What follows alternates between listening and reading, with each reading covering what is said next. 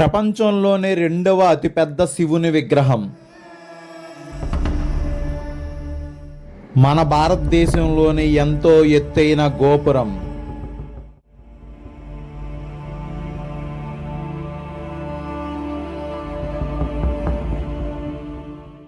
ఎంతో అద్భుతమైన మురుదేశ్వర దేవాలయానికి ఎలా వెళ్ళాలి, ఎంత ఖర్చు అవుతుంది, అక్కడ చూడవలసిన దేవాలయాలు, అలాగే ఆ మురుదేశ్వర దేవాలయం నైట్ వ్యూస్ ఎంత అద్భుతంగా ఉంటాయో మొత్తం ఈ వీడియోలో పూర్తిగా చూపించాను. వీడియో పూర్తిగా చూడండి, చాలా బాగుంటుంది. హలో గైస్, అందరూ ఉన్నారు. నేను మీ క్రాంతి ట్రావెల్ వారిని. ప్రస్తుతానికి అయితే గోకర్ణలో ఉన్నాను. ఇక్కడి నుంచి అయితే నేను మన మురుదేశ్వర్ అయితే వెళ్తున్నాను. మురుదేశ్వర్ టెంపుల్ అవన్నీ చాలా మంచిగా అయితే మీకు చూపిస్తాను. వీడియో పూర్తిగా చూడండి, చాలా బాగుంటుంది. ఈ వీడియోలోనే మీకు మన తెలుగు స్టేట్ నుంచి ఎలా రావాలి, అక్కడ హోటల్ ఇన్ఫర్మేషన్ అవన్నీ కూడా ఇస్తాను. వీడియో పూర్తిగా చూసేయండి. ఇంకెక్కడి నుంచి అయితే మనం వర్షంలో తడుచుకుంటూ అయితే వెళ్ళిపోదాం. Let's go.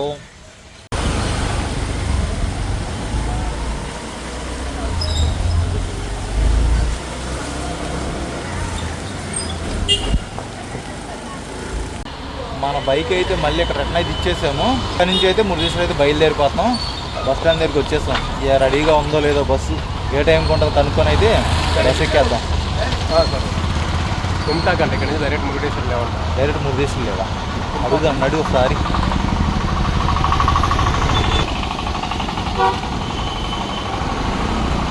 మనం డైరెక్ట్గా మురుదేశ్వర్ వెళ్ళడానికి అయితే బస్సెస్ లేవండి. ఇప్పుడు కుమ్టాకు ఉన్నాయంట. కుమ్టాకి వెళ్ళి అక్కడ నుంచి బస్ చేంజ్ అయిపోండి, వెళ్ళిపోండి అంటున్నారు. ఈ బస్సు కుమ్టాకి వెళ్తుంది. అంతా కన్నడంలోనే ఉంది. అడిగితే కానీ చెప్పరు. ఎవరైనా అడగాలి, ఎవరిని అడిగితే చెప్తారు. ఎక్కేద్దాం. నుంచి కుమ్టాకి 35 రూపాయలు తీసుకున్నారు. కుమ్టాలో అయితే దిగాము. కుమ్టాలో దిగ్గానే ఈ బస్ స్టాండ్లో దిగ్గానే మనకి హొనవర్ వెళ్తుంది, మురుదేశ్వర్ వెళ్తుంది. ఈ బస్సు రెడీగా ఉంది, ఎక్కేస్తాం. కుమ్టా నుండి మురుదేశ్వర్ వెళ్ళడానికి పెర్ హెడ్ 83 రూపీస్ తీసుకున్నారు. ఇక్కడ నుంచి ఒక 45 కిలోమీటర్స్ దూరం ఉంటుంది. బస్సు అయితే ఇక్కడ దింపేసాడు. ఇక్కడ నుంచి మనం మురుదేశ్వర్ టెంపుల్ దగ్గరికి వెళ్ళాలంటే ఇటువైపు వెళ్ళాలంట. Welcome to Murudeshwara.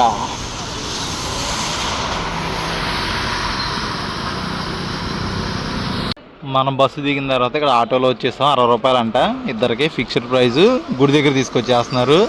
ఇదిగోండి గుడి, మురుదేశ్వర్ టెంపుల్. ఓం నమ శివాయ, ఓం నమ శివాయ, ఓం నమ శివాయ. ఎంత అద్భుతంగా ఉంది దేవాలయం. వెనకే శివుడు స్టాట్యూ కూడా ఉంది. చూపిస్తా మొత్తం. ఒక్కసారి రూమ్ అవన్నీ చూసుకొని ఫ్రెష్ అయిపోయి టెంపుల్కి వెళ్దాం. అప్పుడు క్లియర్గా ఇంకా చక్కగా చూపిస్తా. మీరు స్కూబా డైవింగ్ చేయాలనుకుంటే నేత్రాణి ఐలాండ్లో చాలా బాగుంటుంది. ట్రై చేయండి నేత్రాణి ఐలాండ్లో స్కూబా డైవింగ్. గుడికి ఎదురుగా కోనేరు ఉంది. వా, చాలా బాగుంది.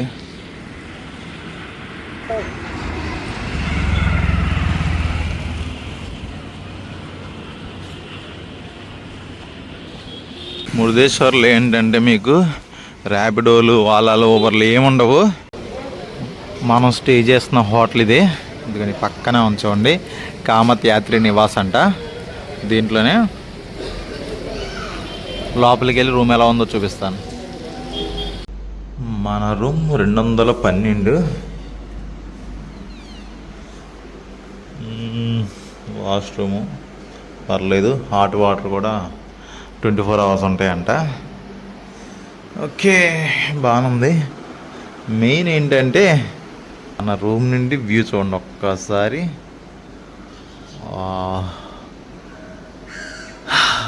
మురుదేశ్వర్ టెంపుల్ ఎదురుగా ఉంది. మన బెడ్రూమ్ నుంచి వ్యూ ఇది. చాలా బాగుంది కదా. రూమ్కి వచ్చి అయితే చక్కగా ఫ్రెష్ అయిపోయాము. ఇప్పుడు మనం టెంపుల్కి అయితే వెళ్తున్నాము. చూడండి ఒకసారి టెంపుల్ ఎక్కడ ఉంది. మన రూమ్ దగ్గర నుంచి ఇది బయట ఉంది. చక్కగా దర్శనం చేసుకొని అయితే వద్దాము. పక్కన బీచ్ కూడా ఉన్నాయని చూసుకుందాము. ప్రజెంట్ వర్షం కూడా ఏం పట్ల. రూమ్ ప్రైస్ ఆల్రెడీ చెప్పే కదా, మనకైతే 1000 రూపీస్కి ఇచ్చారు. ఇప్పుడు సీజన్ బట్టి అయితే కొంచెం చేంజ్ అవుతాయి అంట. బాగుంది. జస్ట్ టెంపుల్కి ఎదురుగా ఉంది, చాలా బాగుంది. ఇక్కడ నెమళ్ళు ఉన్నాయి. నెమళ్ళు చూడండి, ఇక్కడ నెమళ్ళు ఉన్నాయి. బా, భలే ఉన్నాయి. మీరు చూస్తున్న ఈ రాజగోపురం మన భారతదేశంలోనే రెండో అతిపెద్ద రాజగోపురం 20 అంతస్తులు ఉంటుంది. మనం 18వ అంతస్తు వరకు అయితే మనం పైకి వెళ్ళొచ్చు. అక్కడి నుంచి శివుడి విగ్రహం, ఆ సముద్రం అనేది చాలా అద్భుతంగా కనిపిస్తుంది. మనం లిఫ్ట్లో అయితే పైకి వెళ్ళొచ్చు. మీకు పైకి వెళ్ళైతే క్లియర్గా అక్కడి నుంచి ఇంకా చాలా బాగా చూపిస్తాను. నా అండి లోపలికి వెళ్దాం. టెంపుల్కి వెళ్ళేటప్పుడు చూసుకోండి, ఇదిగోండి ఈ డ్రెస్సులు అన్నీ అలౌడ్. జీన్స్ నాట్ అలౌడ్, షార్ట్లు బనీన్లు అయితే నాట్ అలౌడ్. అమ్మాయిలు కూడా జీన్స్ ప్యాంట్లు షార్ట్లు అలాంటివి నాట్ అలౌడ్. శారీసు పంజాబీ డ్రెస్సులే. నా ఇంకా దర్శనానికి అయితే వెళ్ళిపోదాం. స్టార్టింగ్ చూడండి ఎలా ఉందో, చాలా బాగుంది కదా. ఇంకా లోపలికి వెళ్దాం. వర్షం వస్తుందని చెప్పి సముద్రం లోపలికి వెళ్ళడానికి అయితే ఎవరిని అలౌ అయితే చేయట్లేదు. వర్షంలో ఈ దేవాలయం చూడడానికి ఎంత బాగా కనిపిస్తుందో. అసలే చల్లగా ఉంది. బాబాయ్ వేడివేడిగా శనగలు అమ్ముతున్నాడు. మన భారతదేశంలో ఏ టెంపుల్కి వెళ్ళినా మన తెలుగు వాళ్ళు మాత్రం అక్కడ బీభత్సంగా ఉంటారు. ఇక్కడి నుంచి ఒక్కసారి ఆ రాజగోపురం వ్యూ చూడండి. అటువైపు ఇటువైపు సముద్రం, ఒక కొండపైన రాజగోపురం. ఎంత బాగుంది అసలు. 2 కళ్ళు సరిపోవట్ల చూడడానికి. ఎప్పటి నుంచో అనుకున్నాను స్వామివారి దర్శనం చేసుకోవాలి, కర్ణాటక ఈ మురుదేశ్వరం రావాలని చెప్పి. ఎన్నాళ్ళకైతే కుదిరింది. చాలా బాగుంది దేవాలయం అయితే. ఇంకా లోపలికి దర్శనం అయితే చేసుకోవాలి. ఫస్ట్ దర్శనం చేసుకుని తర్వాత మిగిలిన విషయాలు మాట్లాడుకుందాం. ఎంట్రన్స్లో గుడి లోపలికి వెళ్ళేటప్పుడు అటువైపు ఇటువైపు ఏనుగు విగ్రహాలు అయితే ఏర్పాటు చేశారు. చాలా బాగున్నాయి. ఇదంతా క్యూ లైన్. ఈవినింగ్ అవుతుందిగా క్యూ లైన్ అయితే పెరుగుతుంది. చెప్పులు వేయడానికి ఇక్కడ ఫుట్వేర్ స్టాండ్ ఉంది. ఇక్కడ జతకి 5 రూపాయలు అంట. అది కొంచెం చూడండి లైన్ ఎలా ఉందో. అటు చూడండి అసలు శివుడు విగ్రహం ఎంత అద్భుతంగా ఉంది. ఇక్కడ నుంచి లైన్ చాలా పెద్ద లైన్ ఉంది. ఇప్పటికే తొందరగా దర్శనానికి వెళ్ళాలి. సముద్రం ఫ్లోటింగ్ ఎక్కువ ఉందని చెప్పి లోపలికి ఎలా అయితే చేయట్లేదు, ఎవరిని పంపించట్లా.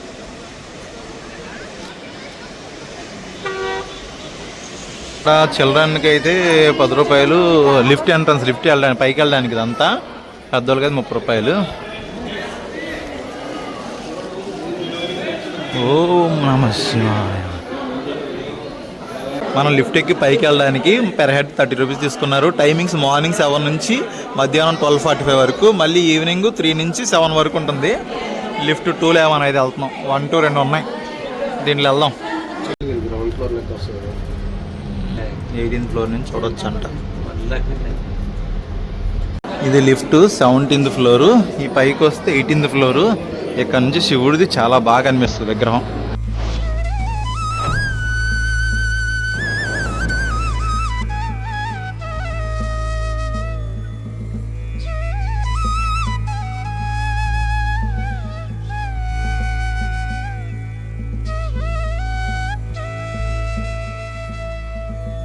ఇక్కడ నుండి ఆ శివయ్యని చూడండి ఎంత అద్భుతంగా ఉన్నాడో. శివయ్య మన ప్రపంచంలోనే అతి పెద్ద 2వ ఎత్తైన విగ్రహం ఇది, శివుడి విగ్రహం.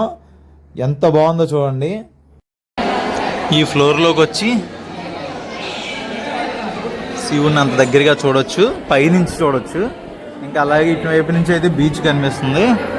ఇంకో సైడ్ వస్తే ఈ బీచ్ వ్యూ కనిపిస్తుంది. వావ్, చాలా బాగుంది అటువైపు మొత్తం.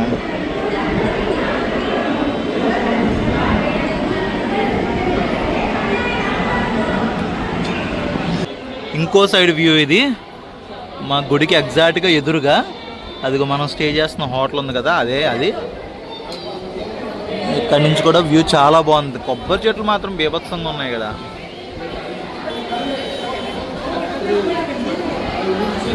చూసారు కదా వ్యూ. ఒక సైడ్ ఏమో శివుడు స్టాట్యూది, ఇంకో సైడ్ ఏమో సముద్రం, అటువైపు హౌసెస్ అవన్నీ. ఇంకో సైడ్ ఏమో మూడో సైడ్ మనకి ఏంటంటే మన టెంపుల్ ఎదురుగా ఉన్న మొత్తం లొకేషన్ అంతా వర్త్. అసలు జీవితంలో చాలా రోజులు ఎప్పటి నుంచో అనుకున్నా ఇక్కడ రావాలని చెప్పి వచ్చాను. ఆ శివయ్య దర్శనం అయితే చాలా బాగా జరిగింది. ఇక్కడ నుంచి ఇంకా గుడి లోపలికి వెళ్ళాలి. గుడి లోపలికి వెళ్ళి దర్శనం అయితే చేసుకుందాం. చాలా బాగుంది. ఇంకా మనం కిందకి అయితే వెళ్ళిపోదాం. శివుడి విగ్రహం ఉంది, కింద నందీశ్వరుడు ఉంది, ఆ పక్కన సూర్యుడిది రథచక్రాలు. అసలు అక్కడ గుడి ఉంది. చాలా బాగా ఏర్పాటు చేశారు మొత్తం. పైనుంచి వ్యూ అయిపోయింది. మనం చక్కగా పైనుంచి చూసుకున్నాము.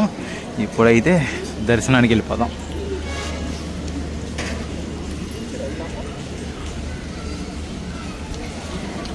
ఇప్పుడు కింద నుంచి వ్యూ.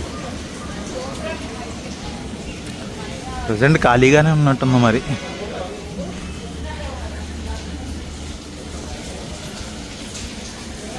ఇది డ్రెస్ మెయింటెనెన్స్, ఇలా వస్తే భలే ఉంటుంది.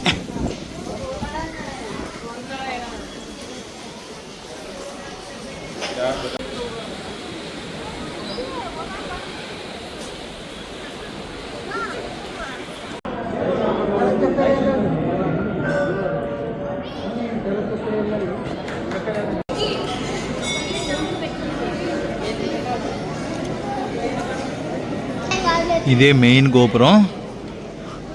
గర్భగుడిలోంచి ఇలా బయటకు వస్తారు. ఇది దర్శనానికి వెళ్ళే లైను. చాలా అద్భుతంగా దర్శనం అయితే చాలా బాగా జరిగింది. ఇదిగోండి, ఇదే మెయిన్ గర్భగుడి. ఇక్కడ నుంచి చూడండి, శివుడి స్టాట్యూ ఎంత బాగా అనిపిస్తుంది అంటే ఎంత బాగుందో, అద్భుతంగా ఉంది. మనం ఇందాక ఆ పైకి ఎక్కాము. ఆ పైకి ఎక్కినప్పుడు మనకు గుడి కనిపించింది చూడండి. ఇదిగోండి మెయిన్ ఆలయం ఇదే. దాంతోపాటు ఇవన్నీ చూసుకున్నాము. శివుడిది స్టాట్యూ కూడా కనిపించింది. శివుడి స్టాట్యూ ఇటువైపు ఉంది. చాలా అద్భుతంగా ఉంది దేవాలయం మాత్రం. ఇదే మెయిన్ గర్భగుడి. ఈ లోపల ఒక బంగారపు రథం ఉంది, బంగారు రథం. అది గోల్డ్ పోత అయ్యి ఉంటుంది. బాగుంది రథం మాత్రం, స్వామివారి రథం. ఎవరైనా చిన్నపిల్లలకి పాలు ఇవ్వాలనుకుంటే ఇదిగోండి ఇక్కడ ఫర్ బ్రెస్ట్ ఫీడింగ్ అని చెప్పి ఉంది. గుడి నుంచి దర్శనం అయిపోయిన తర్వాత గుడి వెనక్కి వచ్చేస్తే ఈ పక్కన ఉంది, చూడండి.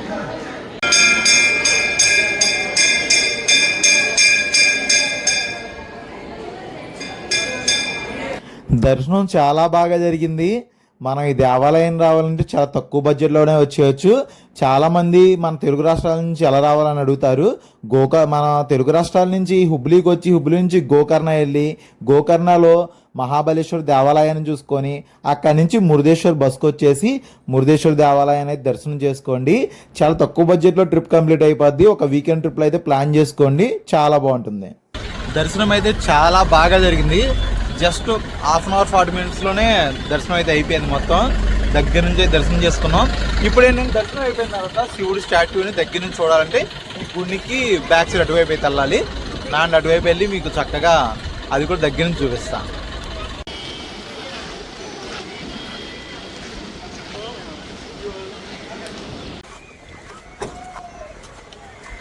నుంచి మాత్రం దగ్గరికి వెళ్ళే కొద్దీ చాలా అద్భుతంగా అనిపిస్తుంది.